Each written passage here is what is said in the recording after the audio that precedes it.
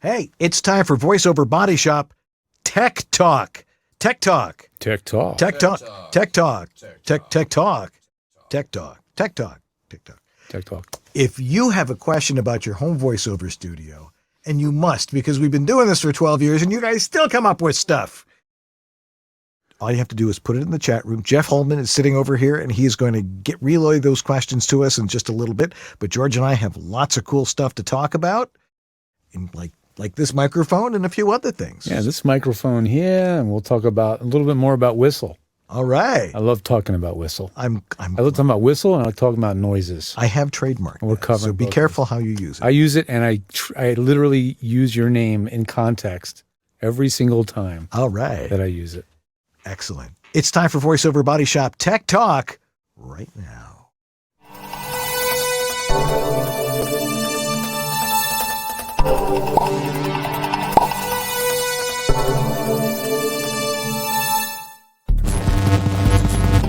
VoiceOver Body Shop Tech Talk is brought to you by VoiceOverEssentials.com, the home of Harlan Hogan's signature products.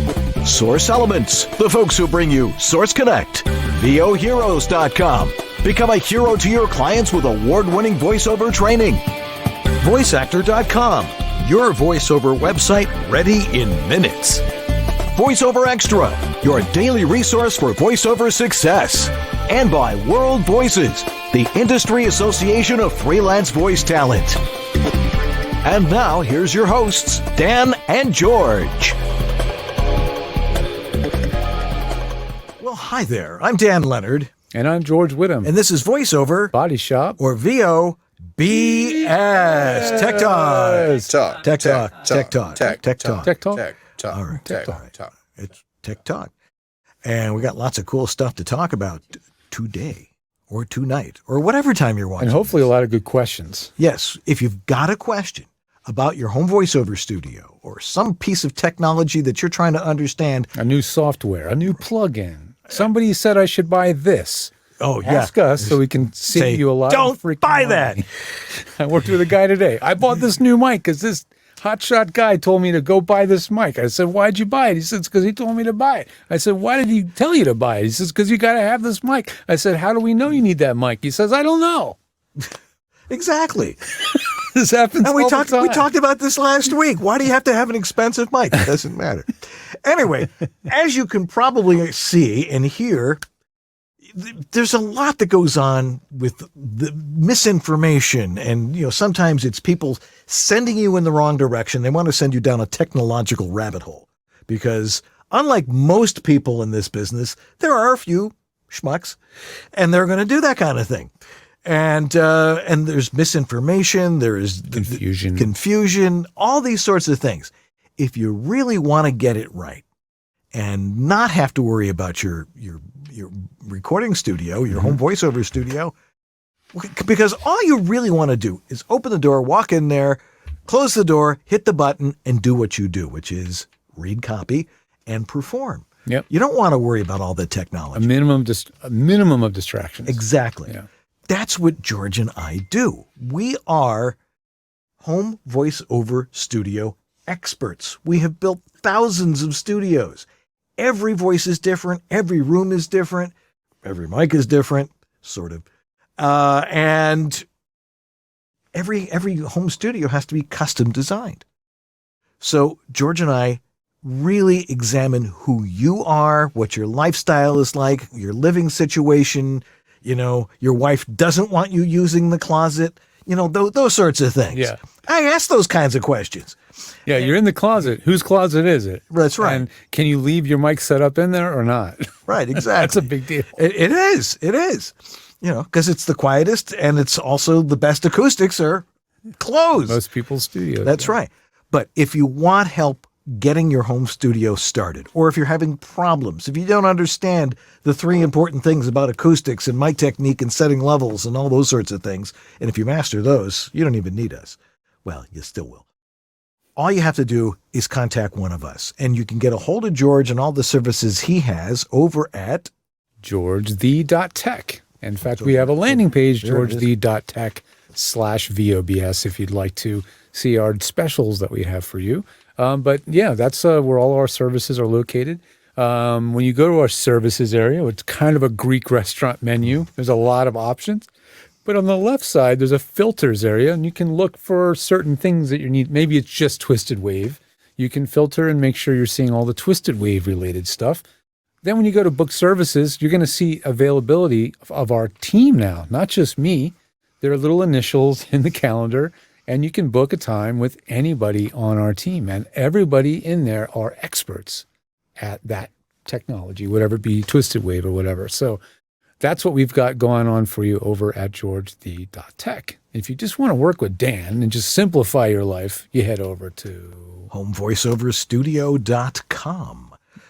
Because, yeah, I take people very personally. You know, I really like to see what it is you do, how you live, and explain to you how to get your home voiceover studio set up quickly, easily, so it's hassle-free. Mm-hmm. Now, some guys, you know, they work with George. George works with the big boys.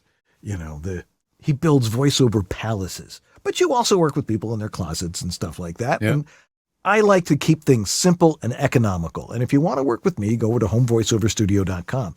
And if you already have your studio set up, but you're not sure about the sound, all you have to do is go to my website, homevoiceoverstudio.com. There it is, right over there, in front of George. There it is, right there.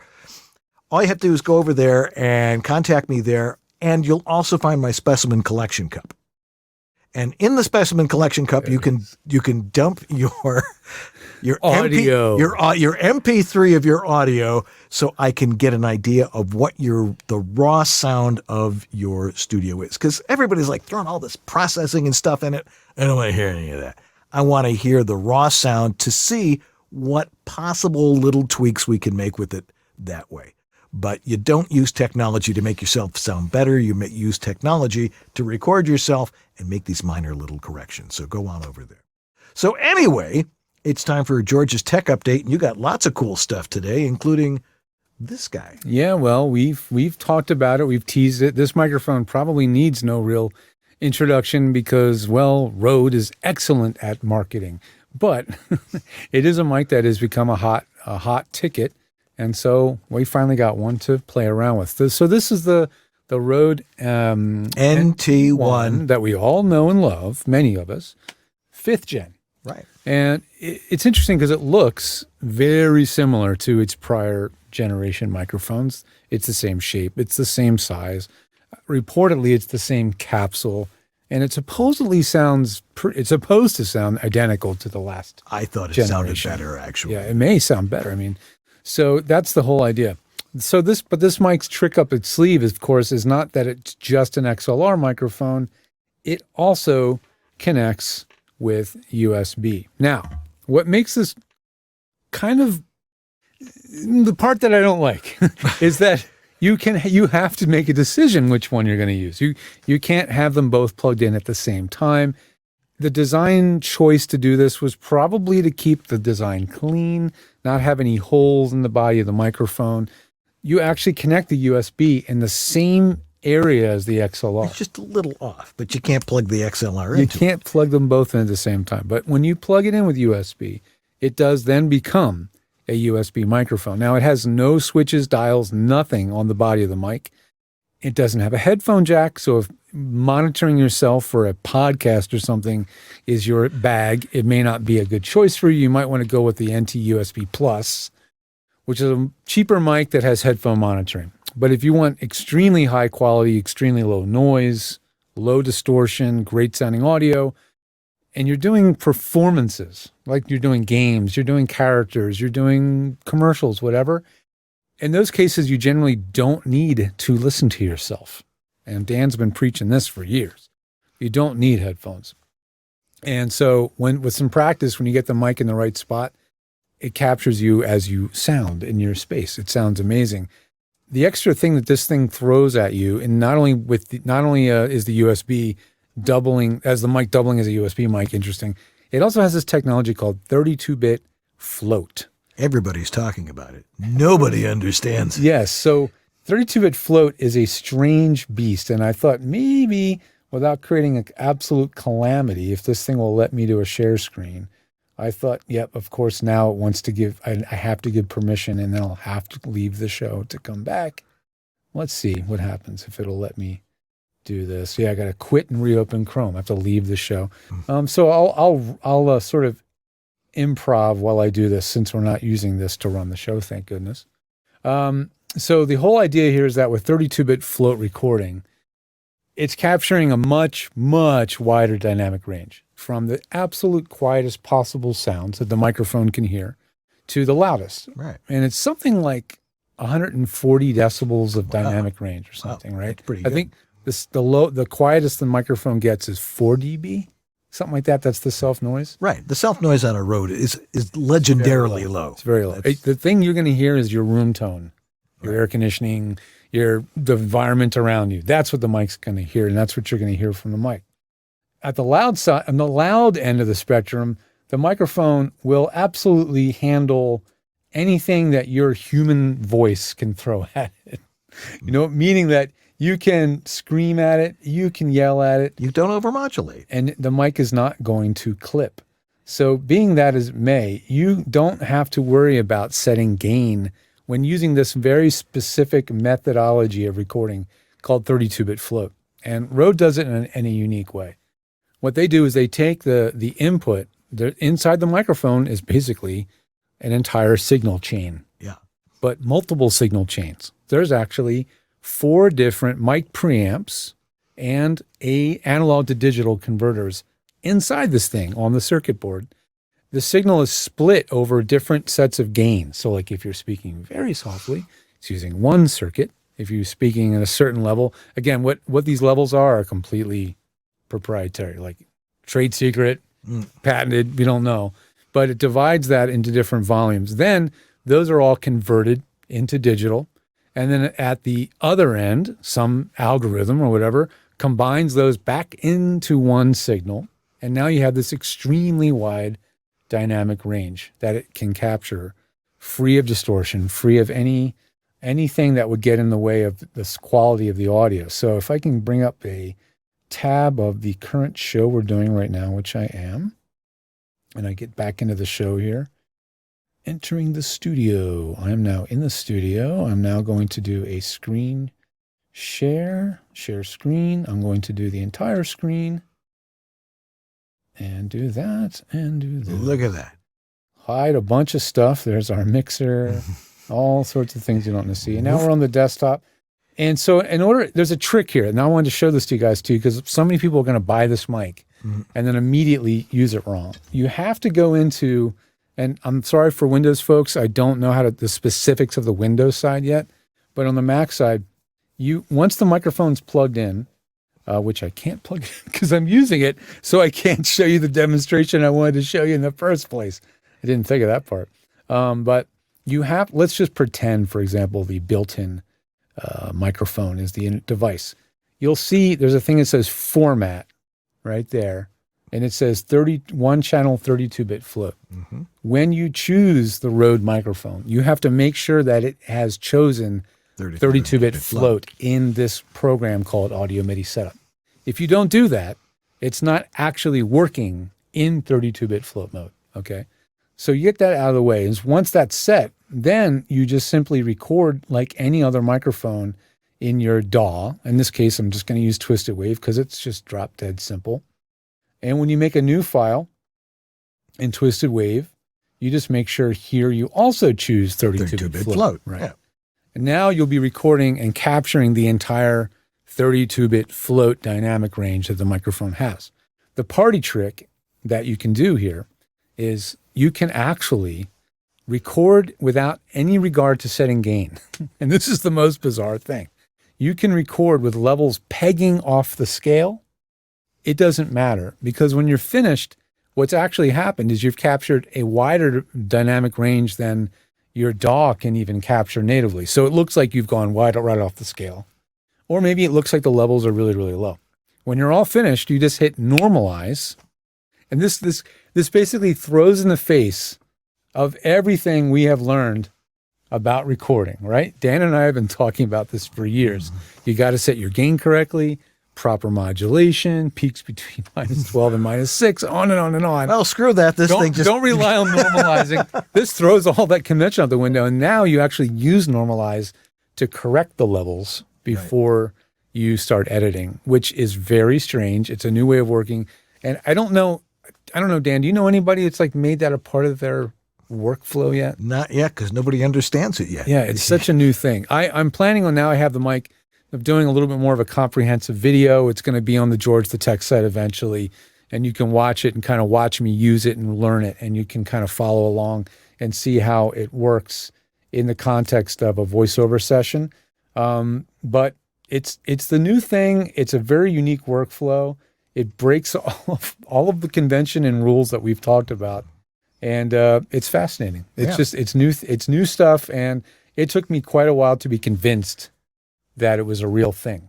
Yeah, I really thought it was a marketing hooey. We were at VO Atlanta, and we were talking to the rep from Rode, and he demonstrated it. I mean, you, me. I think Ryan was there, and Brian. Yeah, Ryan and Brian. Brian, and, both of them. Yeah, Mike McGonigal was in there. Yeah, Mike was there, and a few others, and we're all like, yeah, we were impressed. We did some tests. We had, oh my gosh, come on, George. Our friend, the amazing, you're going to have to edit this out. Fenoy. Oh, Dave Fenoy was there. We had Dave Fenoy there doing video game, what do they call it? Battle chatter. Right. So he was going from really soft and like doing this to like full-on battle cries and screaming, right? And so we had this massive dynamic range, and we were able to capture it without any clipping. It was quite remarkable. I think it's going to be really helpful for people doing the game stuff. Yeah. Everybody asks, how do I set the gain when the character goes from very soft to very loud? You set it high for, at low for when you're yelling, and you turn it up and you mark it with a Sharpie. I've heard of that. I've heard of people like recording all their loud stuff and then all their soft stuff. Right. With this, you don't have to. No, do the soft stuff first, because you do the loud stuff. Save your voice. Right. Quieter than loud. Right. But with this, you can basically record it in whatever order you want. Right. You don't have to mess with any gain. So that's the cool thing about it. So because I have this microphone here, I wanted to talk about another thing. We always talk about how with side address studio mics that you talk into the side with the logo, right? This one here, this is the Mojave. Right. Which side is the logo? Is it facing you? It's facing. The logo's facing Dan. That mic over there, the Harlan Hogan VO1A, where you got a sticker on the back, and the logo is facing you, right?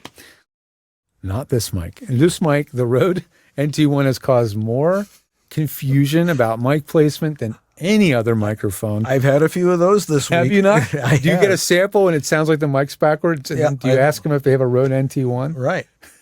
Exactly. Are you talking into the gold dot? Why am I supposed to? You have to talk into the gold dot. So if I turn this mic around, I'll mute it so it doesn't sound horrendous. You'll see here, there's a gold dot, right? That represents the front of the mic. Do you see how I sound now? Pretty awful. Pretty bad, right? That's the front of the microphone. Now, the side facing me now has the brand, the logo, the model, right? And so I was talking about this with a few other guys, and we figured out that this is just Rode's play in making sure the branding is facing the webcam.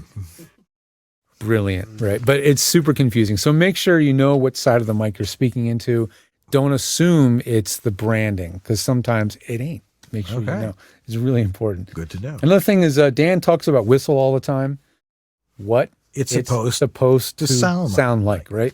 WISTSL. Right. That's how it spells out. So today I was working with a client, and we spent some time because he had just got a brand new mic. It was a 41.6, 416, and we were trying to get the placement right. There's a trick to getting that mic placed correctly. It sounds okay if it's wrong, right, but it sounds great if you hit the sweet spot. Right. So we spent some time and we got it in the right spot. He recorded a clip. I said, "You nailed it. That sounds exactly like what it's supposed to sound like." I said, "Save that clip and call it your WISTSL reference, what it's supposed to sound like." I'd never thought to do this before. You probably have thought of this and thought, why wouldn't you do this? But I never thought of that. And so this is just my takeaway. Once you work with Dan, me, or any, and you get that mic dialed and it's exactly in the sweet spot, record a sample, save it on your desktop, somewhere you're going to find it, call it your reference or your WISTSL reference or WISTSL file. Right. You can always go back and take a listen. Because you'll take these sessions with us, then you'll go off with your life. You'll go on vacation. Right. You'll go. Oh, I forgot about how to do that. Yeah, or you haven't looked at the mic in a month or two because you're still kind of kicking you're still getting into it. You're not in a routine. You're going to completely forget where that mic was or what it was supposed to sound like. So keep a WISTSL file, and so you have a reference because you got to listen. You got to be really familiar with the way what you actually sound like on that microphone. So just a little fun tip. Another little quickie. Good friend of the show and client, Johnathon Grant. He's been one of the names we read at the end of the show for years. He said, I've been trying to chase a buzz out of my studio for a long time. He's a very technical guy, right? So he's thinking, I'm losing my mind. I have tried everything. In the end, what was the problem? His UPS, the uninterruptible power supply. The backup battery. The backup battery, exactly. And those are, a lot of time we get those to not only protect equipment, but also to clean up the power. Because a lot of them have built-in power filtering. Turns out that was causing his buzz. He eliminated every other source. The one thing that you're thinking is the thing that should make things sound better was actually causing him trouble. So if you're in that situation and no matter what you try, you hear a little bit of a zzz in your file and you're going, unplug everything, disconnect that UPS, plug directly into the wall or another power source and check that because that could be your problem. Right. We've always been saying that, if you've got an electrical buzz and you look at what's the frequency of the buzzing, it gives you an idea of what it probably is. Yeah. And it's just when you've illuminated, which he did, he tried cables, microphones, interfaces. He eliminated everything through process elimination. That was the surprise. It was actually the power source that he was plugged into. I'm going to put that in my notebook, and when that comes up, lock that one away. I'll put it in my WISTSL. So speaking of noise, you were going to talk weird noises. Yeah. It seems like, people are always calling me and emailing me and saying, I want to help with my home studio. I don't know how to do it. But a lot of times it's something's wrong. Like that T-shirt you have that says, I'm here because you broke something. Oh, I need another one of those shirts. Okay. I'll get you one for your Thanks birthday. for reminding me to put that in my T-shirt store. Okay. It's fascinating the different noises that people have in their studios. Now, there's a difference between physical noise and electronically introduced noise. I could tell this story about when I was doing a radio remote once, and we were right next to a competitor's transmitter, and they were hearing the other station over my microphone, and we could not figure it out. And then we realized there was a grounding issue, the bad cable. And if you got a bad cable, you're going to get RF, especially if you're right next to their transmitter. Oh, yeah. It's going to leak in probably somewhere around here, in fact. Right. Sometimes putting your hand around the bottom of the mic, it goes away. Right. It's one of those weird things that can happen. If you're going to get a sound like that, or if you hear music or you hear a radio station.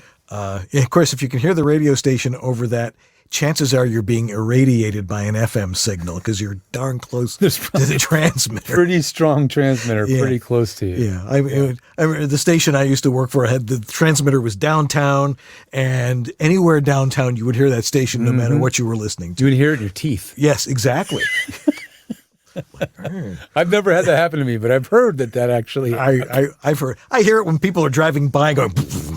It's like broadcasting, that you can hear with your teeth. But how do you determine what's wrong when you've got a buzz or a hum or a click?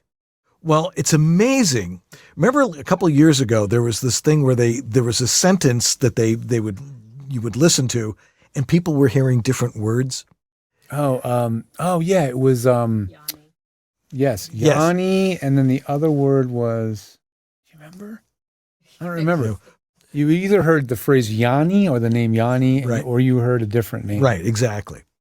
People hear things differently and they describe them differently. So people will say, I got a buzz. Well, they'll send me a file. Right. That's not a buzz, that's a hum. Right. Yeah. It's not a buzz, it's a hum. Right. Or someone says, I have a hum. And I'll say, no, that's not a hum, that's a buzz. Or that's a click. Or, there's so many different sounds that could be introduced in a home studio because it is literally impossible to soundproof a home voiceover studio unless you invest a tremendous amount of money. Also remember, don't put the cart before the horse. If you haven't booked any work yet, your booth is not your priority. No, soundproofing is not the top priority. No. So you don't need quiet on demand yet. Right. Eventually you will. Eventually. And if you need quiet on demand, chances are you can afford to have quiet on demand. I hope so. Yeah. Right. But you've got to determine, is it a physical noise or is it an electronically induced noise? Now, generally, I put on a pair of headphones and I'll listen. I know what airflow sounds like. Mm-hmm.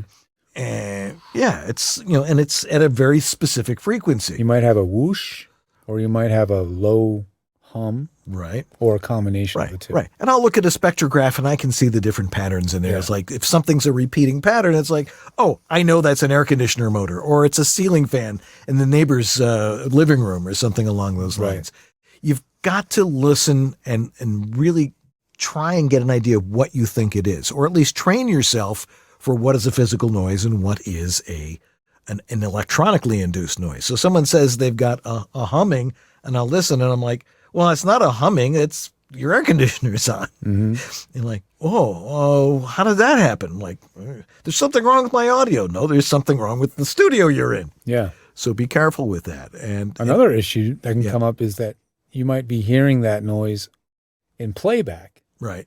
But it's not in the recording. Right. That happens a lot. Yeah. And it's like, well, I don't hear it. It's like the better of the two. Right, exactly. At least the files you're sending out are clean, but whenever you play it, you're going, I hear nothing. I don't hear anything. What's going on? It's like, what? And then my question is, how are you listening to it back? What is your playback system? Are you listening on headphones? Are you listening on studio monitors? What's your interface? All these questions, because asking questions is how you troubleshoot. Mm-hmm. If not this, then this, then this, then this. And for a lot of people, the only other thing they're going to have to play it back on is probably a phone. That's right. Which is where most auditions are probably listened to on anyway. Right. But so learn the difference between physical noise and electronic noise, and that will help you troubleshoot. But of course, if you can't troubleshoot it yourself, you can get a hold of one of us. We'll figure it out most of the time. We'll sniff out the noise most of the I've been stumped occasionally where I just send it out to a bunch of people and I say, guys, what do you think it is? This is driving me nuts. What do you guys think this is? That's what was happening to Jonathan. Yeah. We need to bring back Bad Audio of the Week. Yeah. Maybe we have to give it a new name so people are more likely to submit their audio files. Let me think. I still like the name Bad Audio of the Week. Yeah. And we had some real fun ones with that. But that was like 10 years ago. I know. But why we stopped it, I don't know. Anyway, we're going to take a quick break and we're going to answer your questions, which you still have plenty of time to put in the chat room so we can answer your questions about your home voiceover studio here on VoiceOver Body Shop Tech Talk. Don't go away. We'll be right back. Hi, this is Bill Farmer, and you are watching VoiceOver Body Shop. It's great.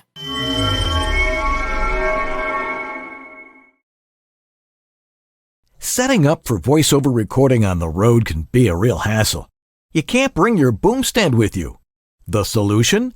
After 6 long months, Harlan Hogan's VoiceOverEssentials.com finally has their popular desktop stand back in stock. The Harlan Hogan Adjustable Height Desktop Stand fits US and all international microphones with its thread adapter.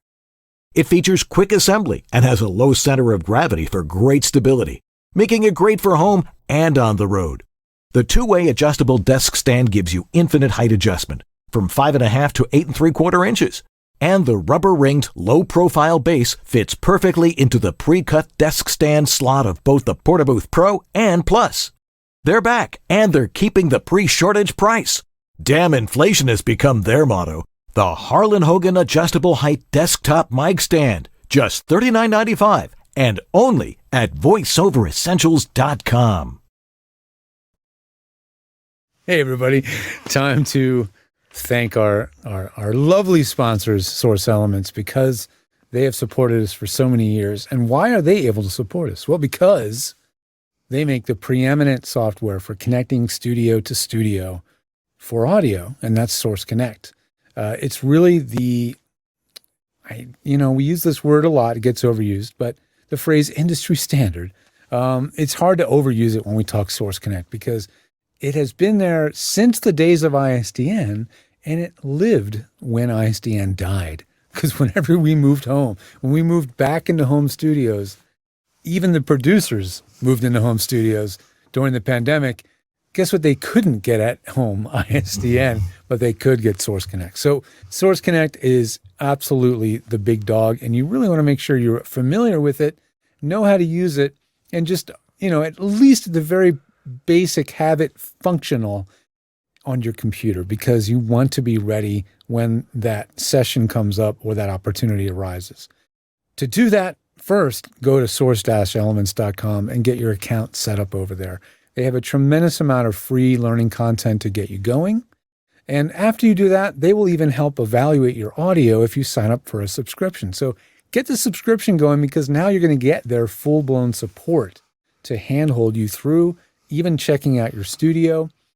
It's really a great service. Their service has gone way up in the last few years. So anyway, head over to source-elements.com, get your account, become familiar, be Source Connect ready for that big gig that might come down the pipe.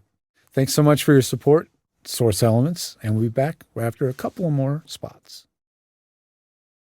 I don't think there have been two consecutive letters spoken more often in the last couple of years than AI. And spoken in a very dangerous way because of the danger posed by AI and synthetic media. Voice, face, it's all crazy, right? I think we should have that conversation, but I also think we should have a conversation about how to protect yourself, how to gain knowledge about artificial intelligence and synthetic voices, and also the potential gifts, the potential positives, the potential good things that can happen when you familiarize yourself with what AI is, how it works, and how it can be used. And so I'm going to do that. I've got a new class coming up on the 17th of August. It's going to be absolutely free. It's going to be called Getting Started in VO, Thriving in the AI World. I'd love for you to join me. Go to voheroes.com/go. That's voheroes.com/go. And I'll see you there. This is Bill Ratner, and you're enjoying VoiceOver Body Shop with Dan Leonard and George Whittam. VOBS.TV. And we're back. Yes, we is. To answer your questions, which you still have plenty of time to put into the chat room, and Jeff Holman will get it to us. So that's right. Let's go to the first question from Justin Ramos. Go for it. All right. Thanks for the question on YouTube, Justin. I moved into a new place, and the house has a floor crawl space. So the floor is hollow. Right in the closet, I was going to set up my booth. So, there must be a hatch. The hatch in the floor in the booth. It's a full 2 feet below. Should I avoid that closet and do a different room? Well, the thing is, the only way to answer that question would be to know what the other rooms are. Yeah. You obviously picked that closet for a reason. It must be let's assume it's the quietest closet in the house. Yeah, hopefully an interior closet with no exterior walls, that sort of thing. Exactly. And if that's why you picked it, then it's probably still the best closet to use in the house.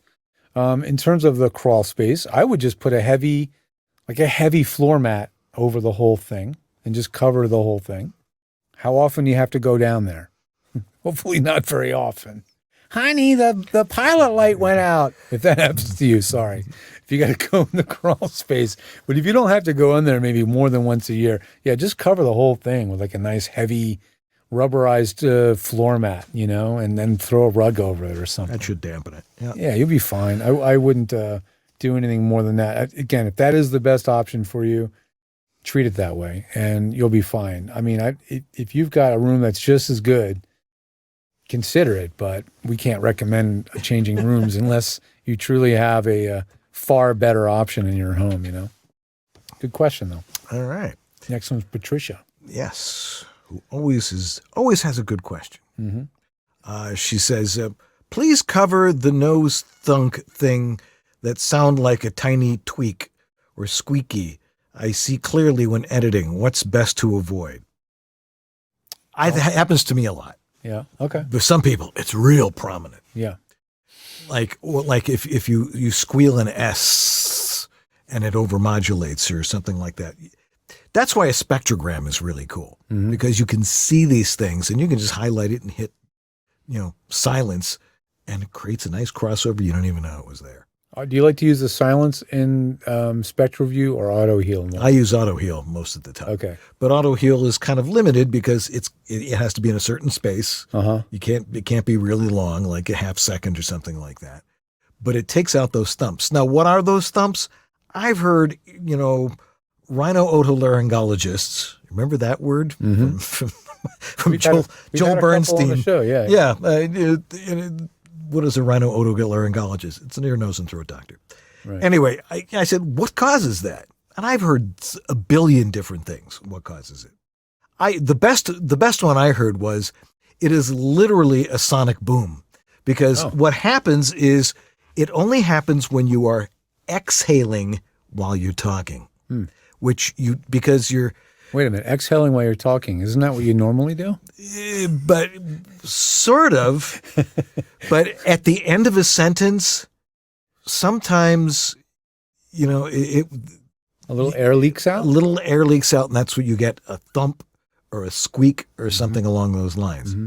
Is it happening, though, up here? No, it's happening in here. It's happening here. It's happening in your sinuses. Yeah. Usually, right, what's that area called? Your septum. It's right in that area there.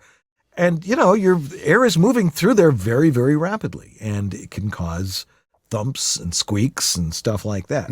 How do you get rid of them? One, relax.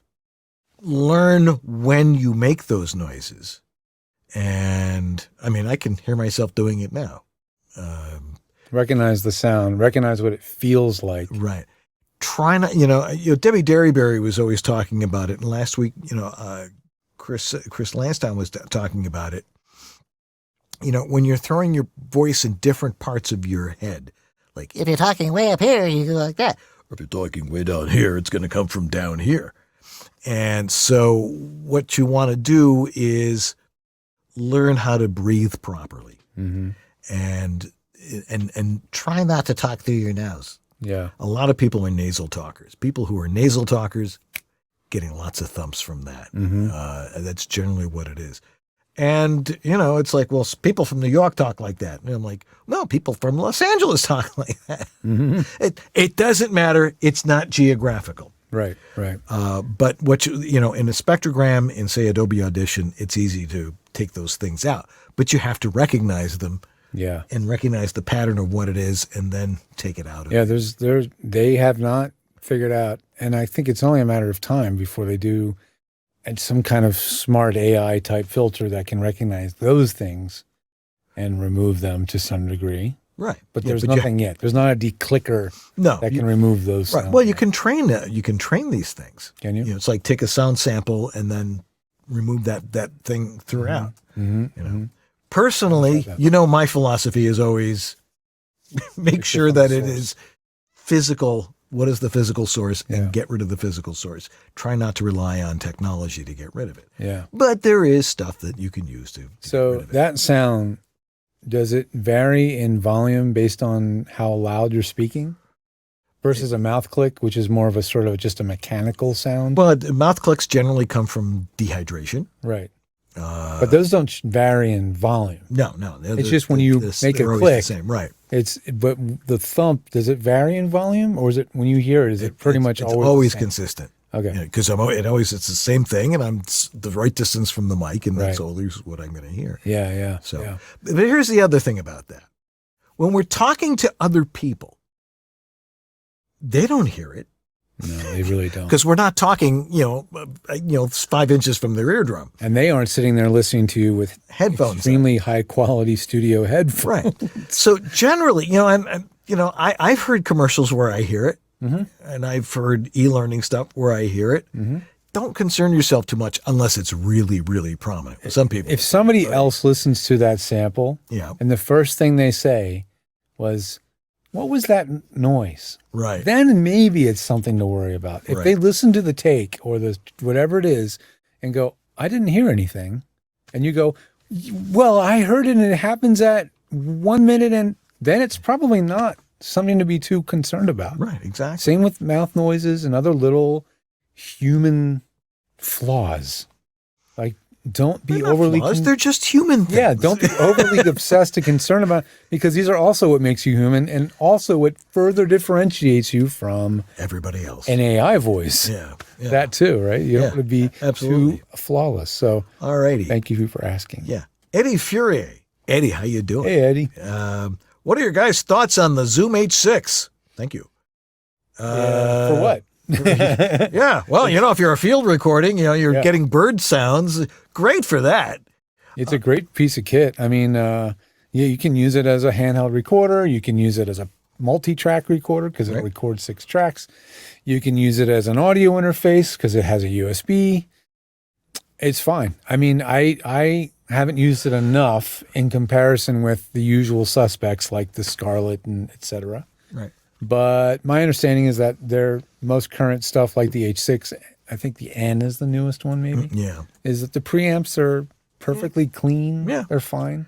It's not real easy to use, though. Yeah, user interface wise is a little It's clunky. because it's like, okay, go run through this menu and do that. Right. It's so much easier just to use a regular interface. But if you got an H6, Eddie, and you know how to use it, go for it. Yeah, it'll sound fine. It's just I wouldn't recommend, that wouldn't be the first thing I'd recommend.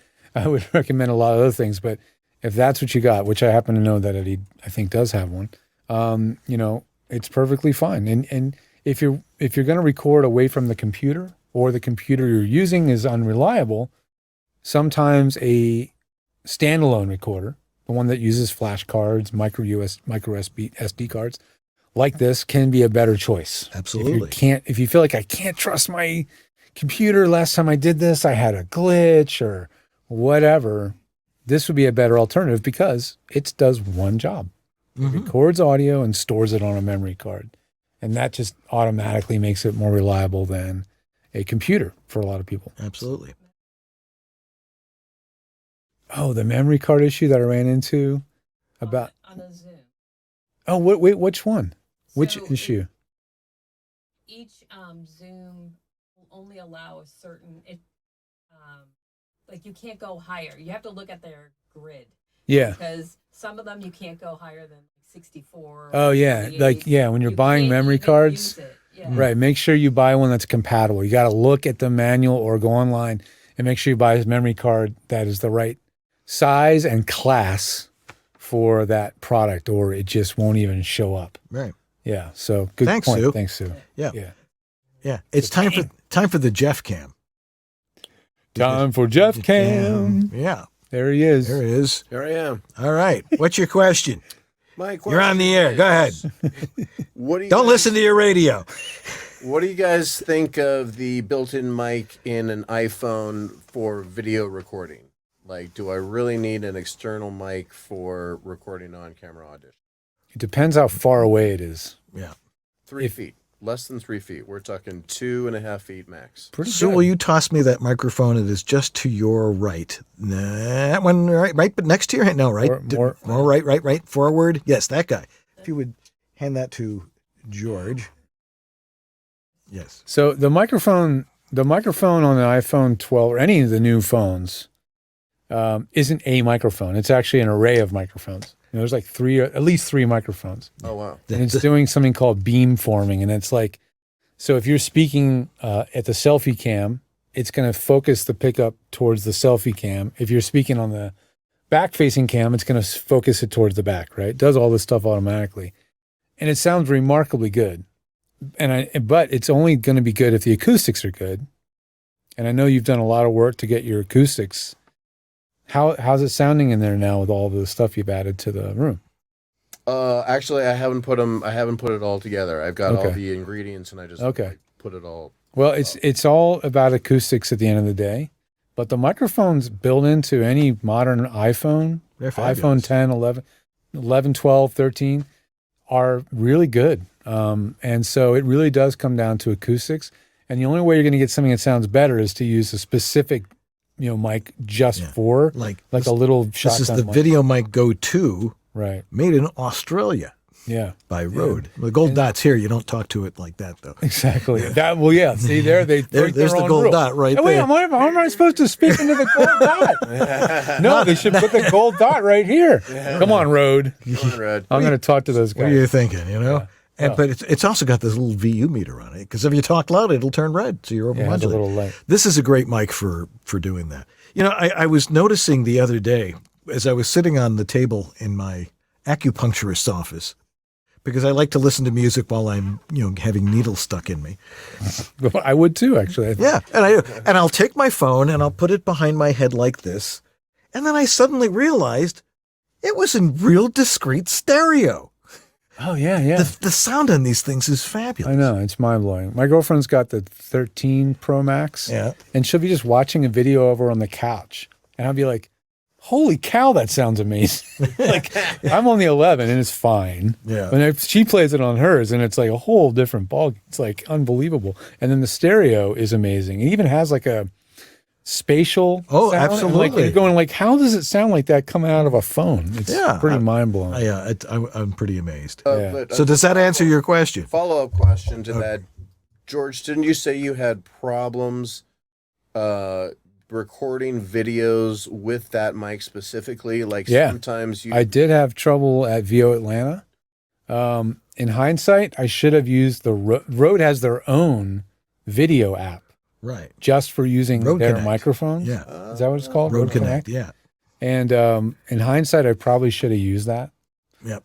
Because I was using what I was familiar with, which is the built-in video app. But if I'd used that, it would have probably been more of a guarantee that it was going to work without any issues.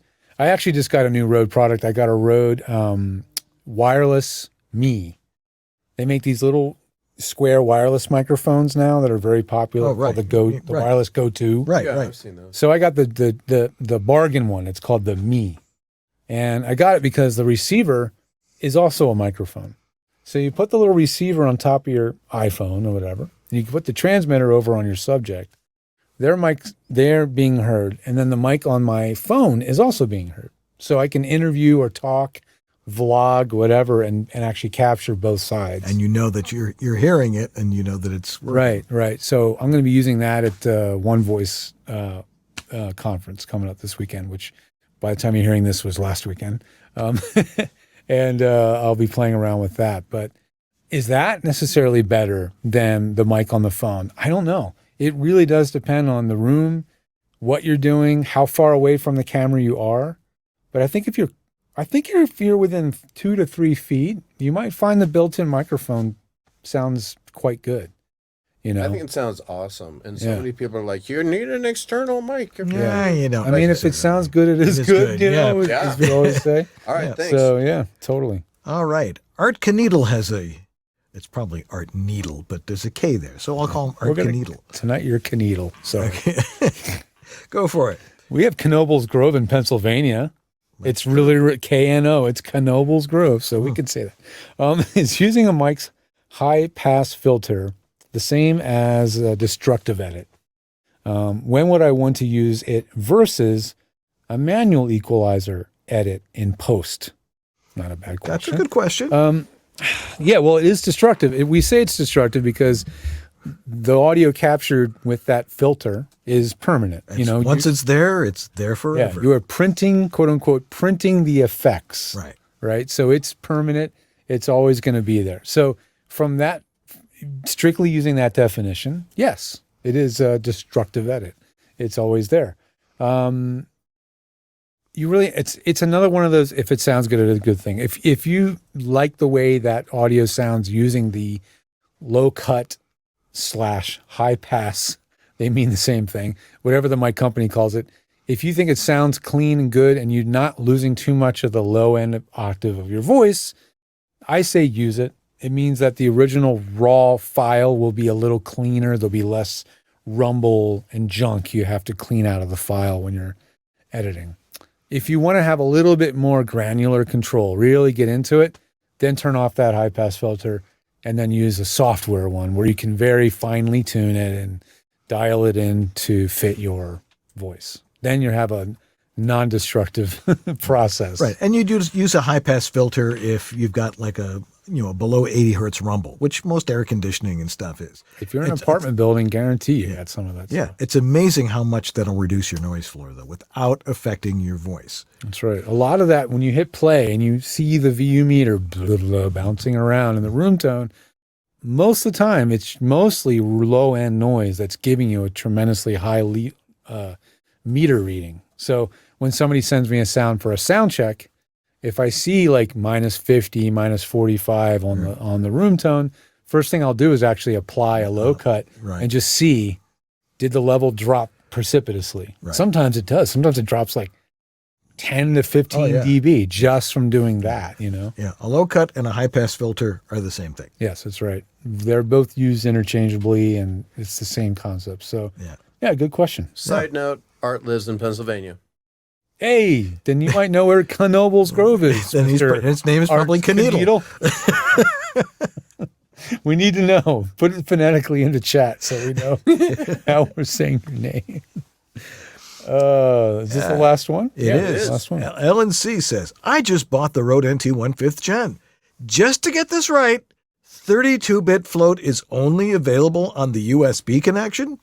Yep. Correct. That's all for tonight, folks. Now, if you were listening a little while ago, George was explaining 32-bit float. Yeah, that is true. It is a special built-in feature that will only be usable when using the USB connection. As soon as you go back to a standard conventional XLR, you're bypassing all of that magic circuitry, and it's now just a regular, good sounding, great sounding studio mic. And so that it has two personalities. So you're going to find that one ways may work better for you, and you're going to have to compare them and experiment and see what works better for you. Yeah, and like I tell people, go out and play.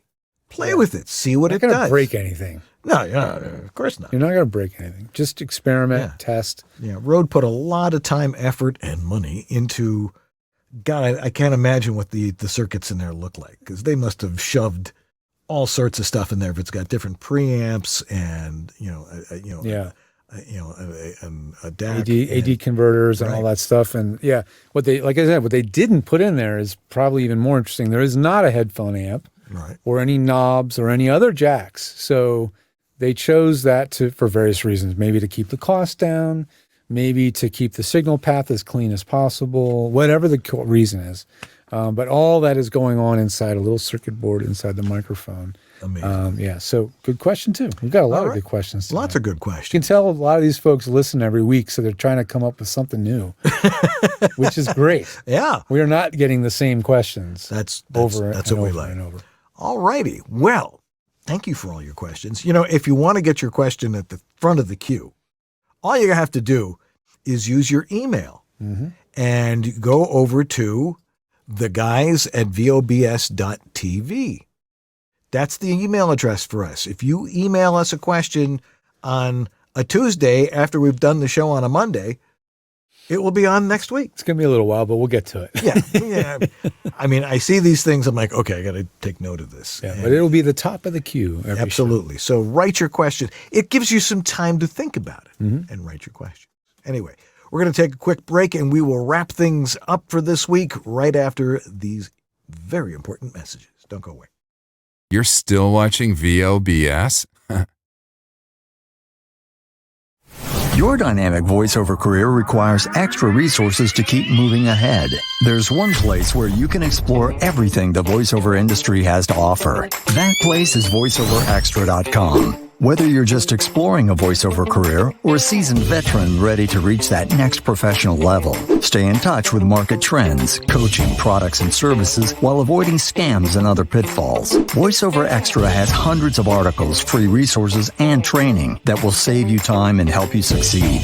Learn from the most respected talents, coaches, and industry insiders when you join the online sessions, bringing you the most current information on topics like audiobooks, auditioning, home studio setup and equipment, marketing, performance techniques, and much more. It's time to hit your one-stop daily resource for voiceover success. Sign up for a free subscription to newsletters and reports. It's all here at voiceoverextra.com. That's voiceoverextra.com.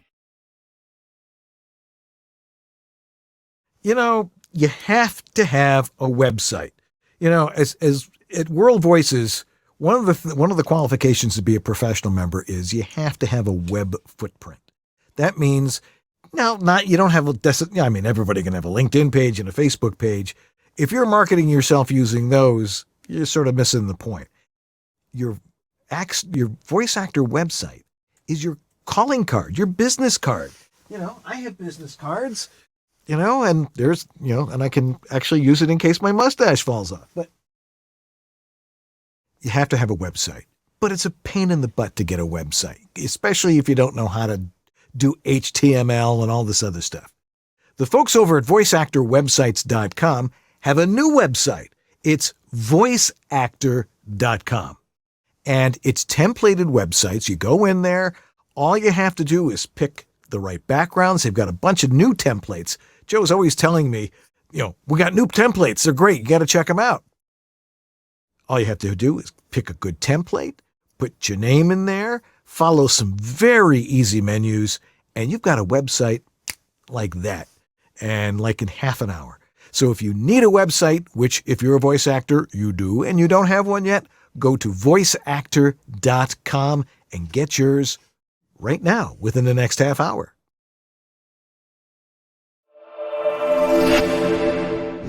We are the World Voices Organization, also known as WOVO. We're the not-for-profit industry association of freelance voice talent. Voiceover is a complex entrepreneurial business. WOVO is there to promote the professional nature of voice work to the public, to those already established in their voiceover practice, and to those who want to pursue voiceover as a career. Membership benefits include a supportive and creative community, a profile and demos on voiceover.biz, our searchable directory of vetted professional voice talent, our exclusive demo player for your personal website, our mentoring program, business resources, and our video library, our annual WOVOCon conference, a fun and educational weekend with other members with the chance to learn and network, webinars and great speakers, and weekly social chats with other members around the world. If your world is voiceover, make WOVO part of it. World Voices Organization. We speak for those who speak for a living. Yeah, hi, this is Carlos Alazraqui, the voice of Rocco, and you're watching VoiceOver Body Shop. All right. Well, what a fun hour that was. Sure was. And it's really comfortable in here. It is comfortable in here. We could just sort of lean back. You got the air conditioning in the right temperature. That's right. Now I have to reassemble all this tomorrow morning so I can go back to being a voice actor. I know it's a double-edged sword. It is, but I appreciate all the hard work. It's much more fun surrounded by my friends. Yeah. And doing this kind of and stuff. a guest in studio as we had last week was a blast. We have to remind people that if you want to have some instruction or a repair or something's going wrong with your home voiceover studio, if you'd like to work with me, because I'm just a riot, you can go over to homevoiceoverstudio.com. I agree. And if you'd like to work with George, who's also a funny guy, just a little more technical than me. Head over to georgethe.tech/VOBS. Use the coupon code that's over there. Use the code. And we don't want to miss a new plug for the show. And that is imdb.me/Jeff Holman. Absolutely. Our very own Jeff Holman. Go check him out. The guy's going to be a big star. He's hustling. He's working in Hollywood. He's on TV shows. Well, they're not called TV shows. Streaming shows all the time now. And you're seeing him all the time. So check him out. Yeah. Hire the man. Yes. You've seen him in lots of great stuff. Anyway, we need to thank our donors of the week, like Greg Cooper, Grace Newton, Christopher Epperson, Robert Leedens, Stephen Chandler, Casey Clack, Johnathon Grant. Hey, Jonathan. Thomas Pinto, Greg Thomas, Dr. Voice, Antland Productions, Martha Kahn, 949 Designs, Sarah Borges, Philip Sapir, Brian Page, Rob Ryder, Shauna Pennington Baird, Don Griffith, Trey Mosley, Diana Birdsall, Maria Mackus, and Sandra Manwiller. Thank you. Sue, don't you have a plug? What's that license plate frame I saw on your car today? What did it say? Oh, Angry Workshop LA. Angry Workshop LA. Go find Sue, angryworkshopla.com. Okay, great. We need to thank our sponsors like Harlan Hogan's Voiceover Essentials, Voiceover Extra, Source Elements, VOHeroes.com, VoiceActor.com, and WorldVoices.org, the Industry Association of Freelance Voice Talent. Go find it and learn it. Go check out our new website. It's gorgeous. Gorgeous. It's gorgeous. We have to also thank Jeff Holman at imdb.me/Jeff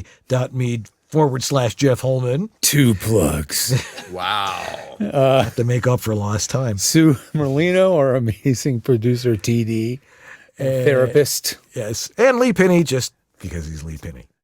That's going to do it for us this week. Thanks for all your questions and thanks for watching. And just remember, it's not an easy business. Your sound is very important. But if it sounds good, it is good. I'm Dan Leonard. And I'm George Whittam. And this is Voiceover Body Shop. Or VOBS. Tech Talk. Tech Talk. Tech Talk. Tech Talk. Nice socks. Tech Talk. Tech Talk. Tech Talk.